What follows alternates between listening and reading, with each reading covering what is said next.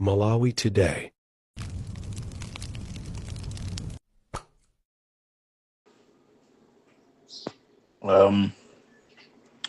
Good morning. Today is Sunday. Another good day, another nice Sunday morning. Koma bungwe lapita patali. Ndikumvaso kuti akuti tikachita bwino. The World Bank will come in, the IMF will come in, other foreign governments will come in and will assist this. This is good news. This is why we want our president, Professor Arthur Peter Mutharika, to know exactly what the operations of this grouping or movement is all about, how it is using its funds, how transparent it is, how accountable it is, a rule of law. Does it maintain justice and equality or equity? Ikuchita, chifukwa main objectives are three. One is to protect the president. Two is to protect freedom and democracy. Three is to fight against corruption. So it is all over the world. And I am overwhelmed. I didn't know that this would go so far.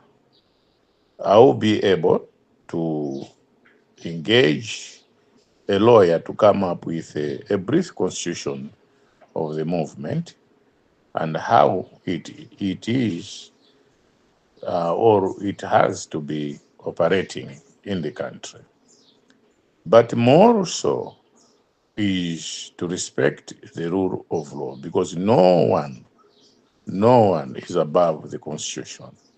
It has to operate within the framework of the Constitution. This is what this movement is all about. Ndachoka huko. Ife pano tindi information ndagawanso ndi fiscal police ndapasa what zimene tanene pano ndagawiranso. Because I don't want to work outside the police. I want to work within the Constitution, the law, bylaws, any act that is there, as long as it is in working in conjunction or consistence with the Constitution, then that will be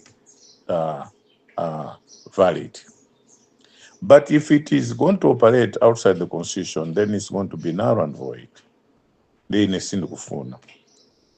Choyamba, one, ichi ndi chinthu chofunika kwambiri kuti mumve lero Malawi. Ku Eskom, ku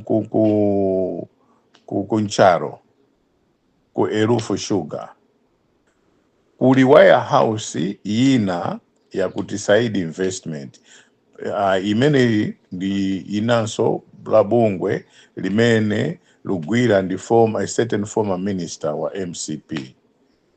Ali ndi tons and tons and tons and tons and tons of sugar aibisa kuncharo. Warehouse iyo atuonesa wina wapita kwa ijambura ndatumizaso kwa polisi koma pictures za warehouse itasunga kae takaijambura tayona yonse ndi zimene zili nkati monso muliso fertilizer uja kuti I think is a green belt what wonso wazaza kumene koko mawaya house ena underground.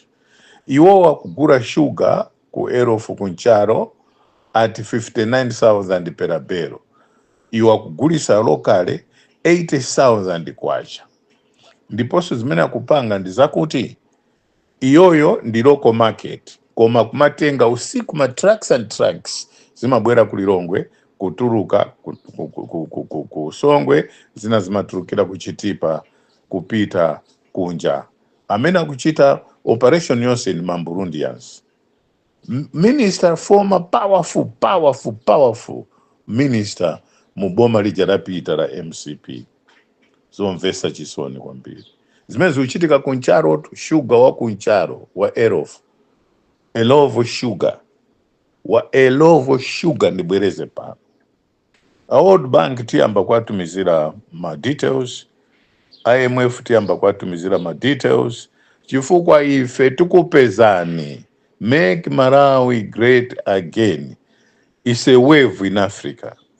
Yatenga, Africa yose, yukufuna ibwereza punzire kuno. How will protect our president, the institution, ya presidency Malawi.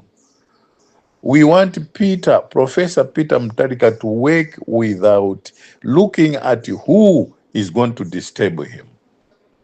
We want to protect freedom and democracy. We want to fight corruption. Chifukwa zonsezi amena kuvutika nda Malawi. Amalawi kusowa kugura sugar. Ndizoona pamene this side investment. Imene this powerful minister Amanyada akumanga zimaroji, filling stations, chani akuyuza sugar amene Amalawi kuvutika kuti agule kapaketi kamozi koka akamwere para akamwere kati azibamba azigogo atumizi koma sakuta chifukwa cha this so-called powerful, and you are not powerful. We'll get at you. We'll squeeze you. Remember it. I'm so annoyed. We'll squeeze you. We'll squeeze you. I wanted to use a certain language, but I have to restrain. We'll squeeze you. We'll get at you. We will get at you. We'll get at you.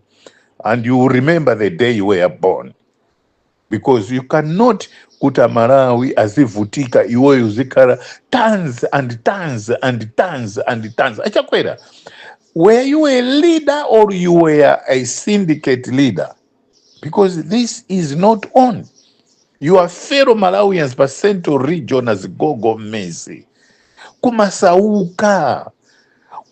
Kulepera kugura sugar pamene iweyo chakwera ndika ka minister kako akakutika kari powerful aka kamwana kaziba sugar muno kazipita naye kumaiko akuncha through mamburundi yansi umavomereza zimene zozo iwe chakwera umavomereza zimene zozo ndekuti uzaimeso 2030 never you never ungotaya nthawi pamene wachakwera. You were destroying this country, and you destroyed this country. And you want to destroy this country more than what you have destroyed already? No, Chakwera, please, get out of politics. Kaminister kakoka. Kamene kamatikari powerful. Tika. Anyway, let me restrain. This is too much. Akuro, a police invading Charo, side investment, go to my White House and confiscate that sugar. Ngati mule pera if a teacher organize antu, tipita kumene kuja and will take the law on, will take that law, which is unfortunate because we want to maintain peace, law, and order. This movement respects a rule of law, the rule of law. In my judge, tamva kuti mukukumana kuti mzose mzowapanga milandu MCP azuina milandu ndaseka topano. If you have never seen a treatment, if you have never seen a movement that will be even in the judiciary there, in your offices there, physically removing you from your offices, you will see it this time. Because we cannot afford, if we say we have to maintain peace, law, and order, and we have to respect the rule of law. Inuyo kumene koko, you are misinterpreting the constitution, the laws of this country. Kutumziti MCP samangidwe sakot, pamene MC panopo even telephone yanga, sana ndipasa polisi muanga, ndimayu jopita uchi.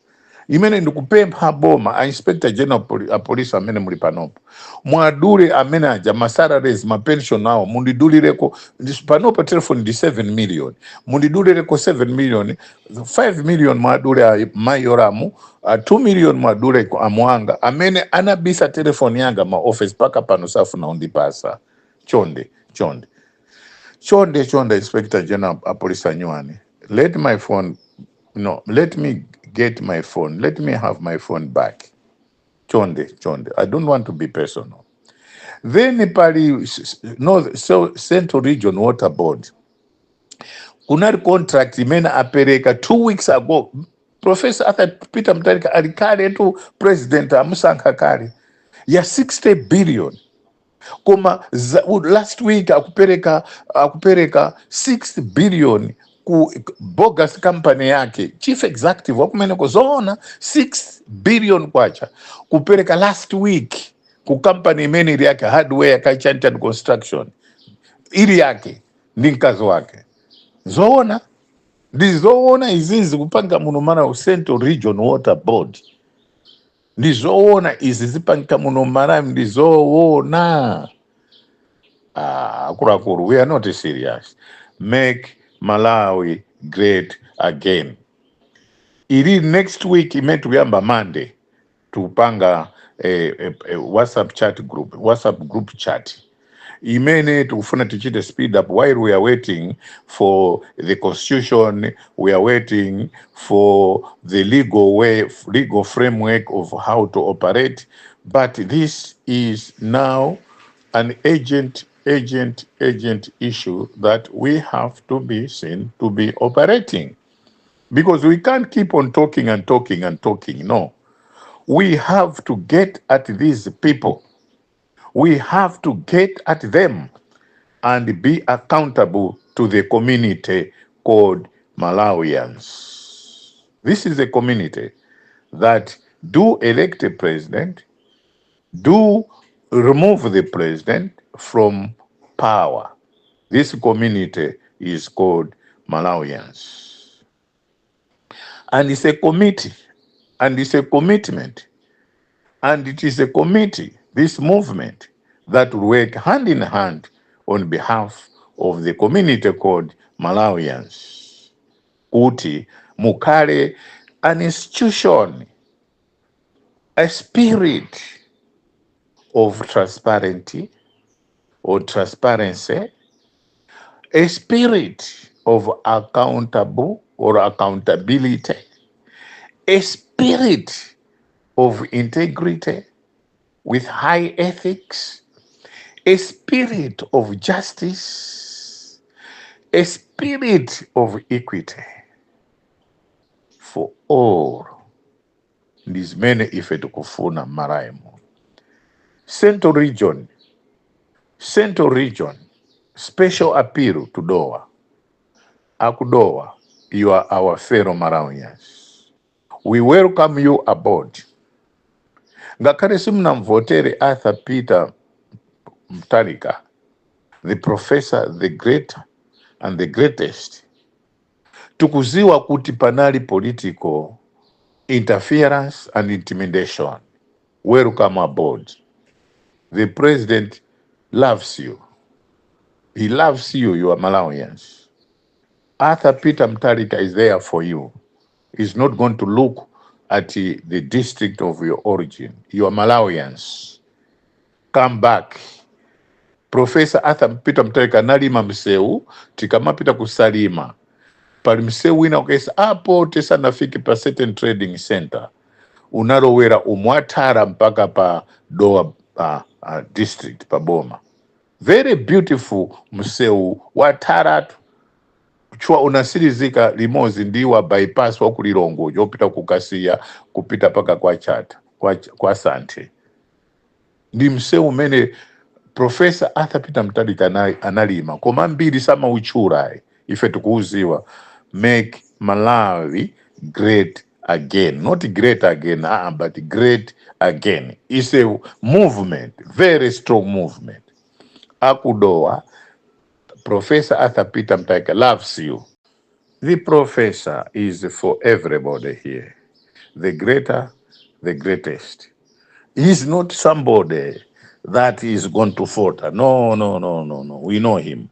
Ndeno ifeyo tiri ndichisoni pazimene zikupangika. China, muguru umu muli anthu. Ena situachura ai. Very powerful personality. And I'm just an interim chair. I will leave it to the competent people that will manage this. Not enough just been a vehicle, a tool, a convenient tool kuti tipange chinthu ngati ichi. Then China ndikufuna kuti tatulukira kuti ma judges and some powerful, they call themselves powerful personalities in MCP mukupita to because it nonse nameta takuziwa ndalama kumene mwabisa manyumba mwanu zina mwakwirira mufuna msinthe magari moto mukwapasa anthu ma 1 million kwacha kuti azivomera kuti magari moto asinthidwe maina awo pamene magari moto akuba tukuziwa zonsezo a traffic ku road traffic iko tukubwera konko because masintha magari moto angapo anthu mwachinyengo akupasani ma 2 million kuti msinthe mwachinyengo mukuchoka so ndizi ntchito kumene koko we'll uproot you there because we are coming for you. We are coming for you kumene koko. We are coming for you. Takuziwani maina takuziwani mulipo 10 amene mupanga zinthu ngati zimamanga manyumba ambiri kwa basi ndiponso tukukuziwani kumene muliko zimene mukupanga kumene makara musazike manyumba chifukwa tikubwera kuzaula ndani zonsezo kuti zibwerere kwa Malawi ena kama nyumba awo ndalama zawo zimene maba komanso muzaperekaso interest pa zonse zimene mnaba muzapereka interest failing which ma pension anu onse muzalandidwa sitizakupasani chifukwa ndino anthu akuba your anti-development, your anti-Malawians. That is crime against Malawians. Humanity, crime against humanity. And then we are for you. We are after you. We are after you. We'll get you. We'll get you. We'll get you. We know in a road traffic. Nizimene mukupanga zimene zozo. Takutulukirane. Ku immigration, munali ndi printer yapa mbali. Parantu ena kudeza. Amachita print ma passport.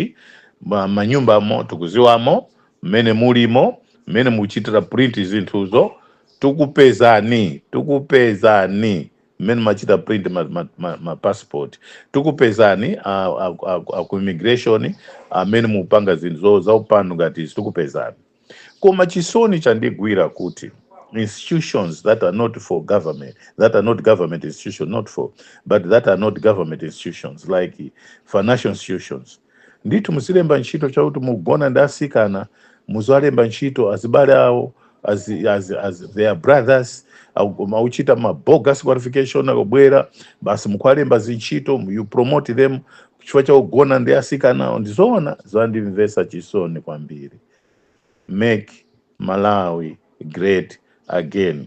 Ndi bungwe limene ligwiraso ndi Amnesty International kuti ambira mabwana amene muli ngati Standard Bank ma district umu kumulanje Maruchenza umu Parombe Mlilongwe Mchisi umu Munkhatabe Mumuzimba ndi zimene mukupanga ma managers kugona ndasikana kuti muzalemba ntchito ma brothers awo muzalemba ntchito ma sisters awo zonsezo tamva. National Bank mukupanga so zimene zozo mukupanga zinthu zopusa kwambiri.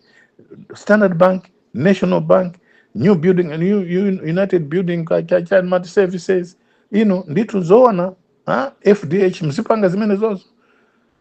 Mpinga Nchira Tom is one of the best and reputable banker. Ndi anthu mufuna mumipisire mbiri. Tom Mpinga Nchira is the greatest. The brother wanga kutine ndima mpasa ulemu uja wosowa uja.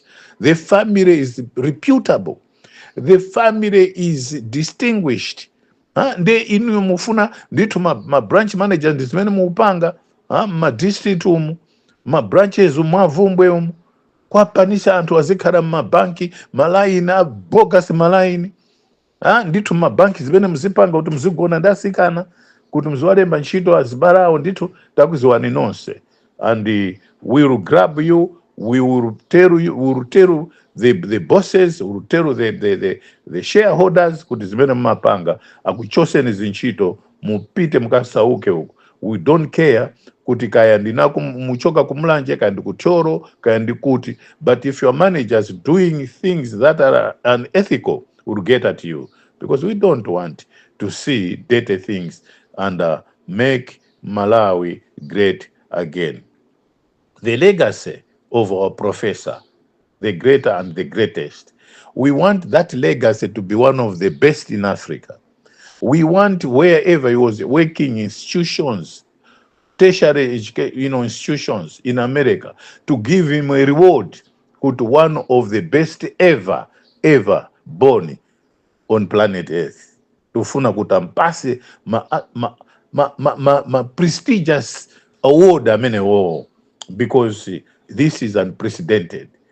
Amalawi wose anakhala pansi kuti ife tikufuna dadi profesa abwerenso chifukwa one sandikangana ndi munthu, two he is always loving, three saika zinthu kukhosi, four ndi munthu amene cares for each and every living soul.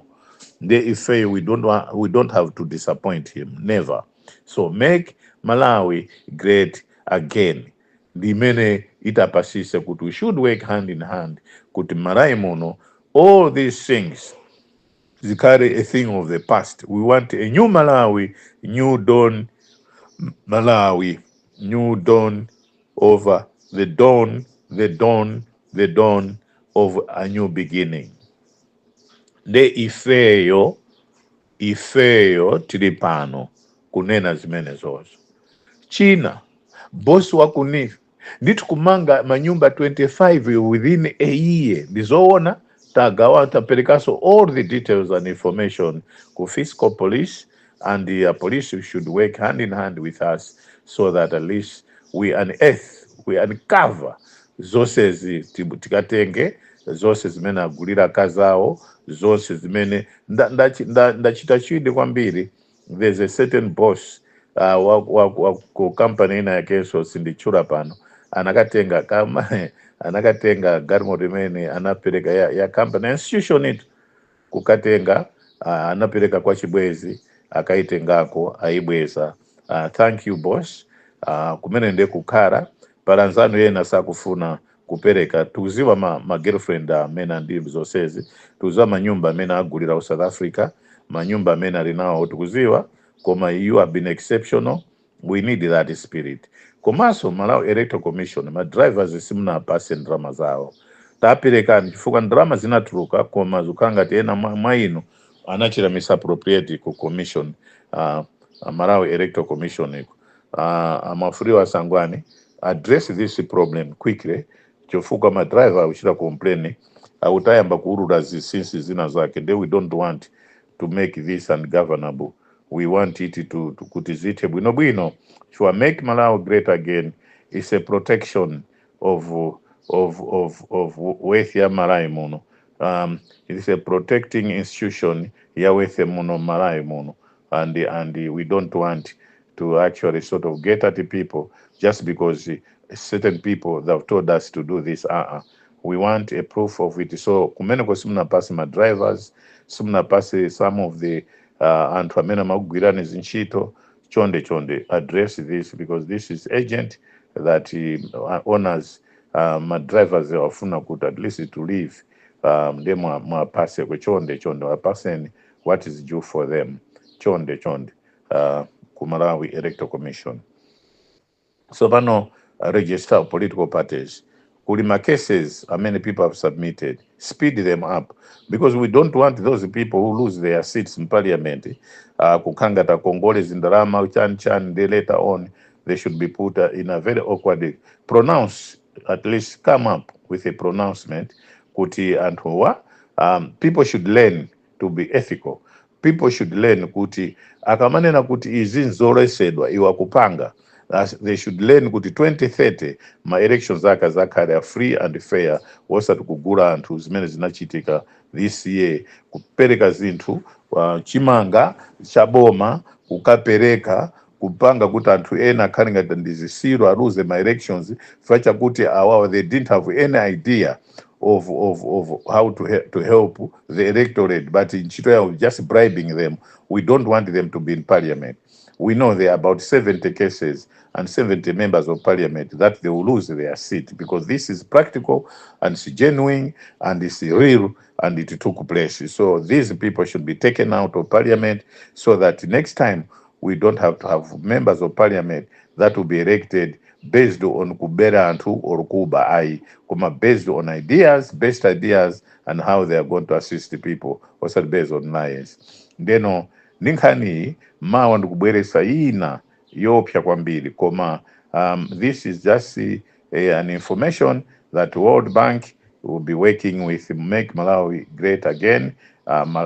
International Monetary Fund, IMF, will be also doing the same. Financial institutions, both local and international, they are going to work with us. We have received so many inquiries from these institutions. I'm just an interim chairman. If it is settled, people will elect a chairman. It doesn't have to be me. It has to be some people that will steer this organization, will steer this movement, and make Malawi great again. Then my special recognition ipite kwa Mtanyiwa, Bakili Mluzi TV, Boni Kalindo, Mangochi uja Karonga uja, and the other players that are there. I've said chair Friends of Professor Peter Mutharika, chair Freedom Fighters, and others that are there. Today, the membership is hitting. We have got more like a computer that is detecting people that are, we have connected it to a laptop that is actually monitoring membership. That is today is about 3.7 million, those who have done so far. And I'm quite humbled because South Africa, Malawians living in South Africa, Malawians living in Botswana, Malawians living in Zimbabwe, and some of these people, I think, Kuona Maina, I think they're Zambian, some they are Tanzanians, and some here they are Mozambicans. Yeah. This Antonio, what is a Mozambican? Yeah, and neighboring countries, so they are actually also joining, and because all this is because of our Professor Arthur Peter Mutharika. Your re-elections yapangisa the whole world kukhala aware kuti God's time is the best time ever. When God says yes, nobody can say no. And I've seen also prophet. Yeah. My tribute, special thanks to Prophet Emmanuel Zomba. What a man you are. You prophesied the winning of Peter, Professor Peter Mutharika, in 2020, and you have been constant throughout to say whether you people you like it or not, God has showed you this prophecy that you gave. Wonderful, yes, wonderful. Yeah. No, we thank you. May the Lord protect you and bless you, prophet. And also, you bet angel. 2 weeks before elections, you also prophesied that Peter is going to, and you said it's going to be dramatic because whether people like it or not, but they are going to see that Arthur Peter Mutharika is once again the president of the republic. Thank you, Prophet, you, Albert Angel, for that. We also would like to thank, who is this one? This one? Zina ndendale likundile pera kuchura. But thank you. So it's 3.8 million people that have joined so far. I think it's not a political party, and we are not intending to contest as a political party. No, we are a movement, Make Malawi Great Again, a political platform that will want. It has three objectives. One is to protect the president. Two is to protect the freedom and democracy. Three is to fight against corruption. So issues like a rule of law, transparency, accountability, others. Those are operational issues that are going to be there so that at least the institution has a strong foundation. This movement has a strong foundation. Once again, good morning.